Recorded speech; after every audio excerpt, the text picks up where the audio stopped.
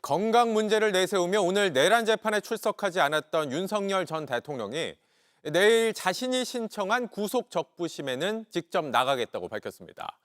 둘 다 서울중앙지법에서 진행되는데도 건강 문제를 선택적으로 활용한다는 지적이 나오는데 서울고검 특검 사무실 연결해 자세한 내용 살펴보겠습니다. 조혜연 기자, 윤 전 대통령이 재판은 못 나가겠다더니 구속 적부심은 나가겠다고 했어요. 네, 변호인단은 윤 전 대통령이 내일 법원에서 열리는 구속적부심에 직접 출석한다고 밝혔습니다. 오늘 윤 전 대통령과 접견한 뒤에 알린 내용인데요.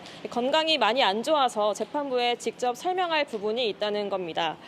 당초 구속의 실체적, 절차적 적법성을 따지겠다 이렇게 설명했었는데 내일 결국에는 건강 문제를 앞세울 것으로 보입니다.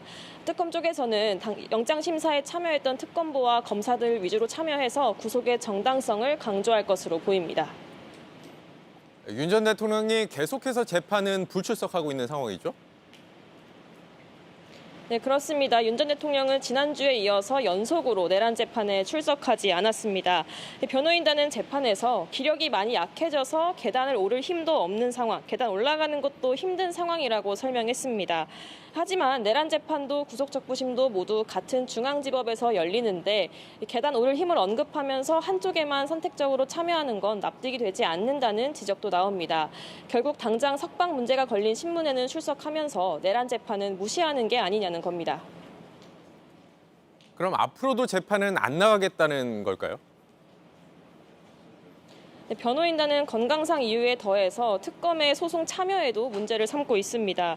변호인단은 오늘 위헌적 특검이 지휘하는 재판에 참여할 수 없다면서 특검이 빠지지 않는다면 앞으로도 재판에 나오지 않겠다는 뜻을 밝혔습니다.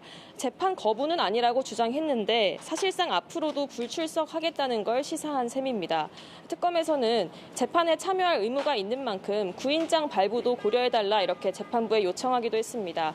재판부는 일단 윤 전 대통령 측에 건강과 관련된 자료는 따로 제출하되 특검의 소송 참여와 관련된 문제는 따로 다퉈볼 문제라고 설명했습니다. 네, 그리고 오늘 재판에선 윤 전 대통령 없이 군 관계자들에 대한 증인 신문이 진행됐습니다. 네, 이런 가운데 특검팀은 무인기 의혹 수사도 이어가고 있죠. 네, 오전 10시부터 김용대 드론작전 사령관이 출석해서 조사를 받고 있습니다. 평양 무인기 의혹 관련인데요. 김 사령관은 출석에 앞서 기자들과 만나 윤 전 대통령의 직접 지시는 부인하면서도 김용현 전 국방부 장관과 논의한 사실은 일부 인정했습니다. 특검은 이승우 합참 작전본부장도 오늘 소환하는 등 당시 지휘 라인을 차례로 추적하고 있습니다. 지금까지 서울고검 내란특검 사무실에서 JTBC 조혜연입니다. JTBC 뉴스를 시청해주신 여러분 고맙습니다. 저희는 저녁 6시 30분 뉴스룸에서 뵙겠습니다.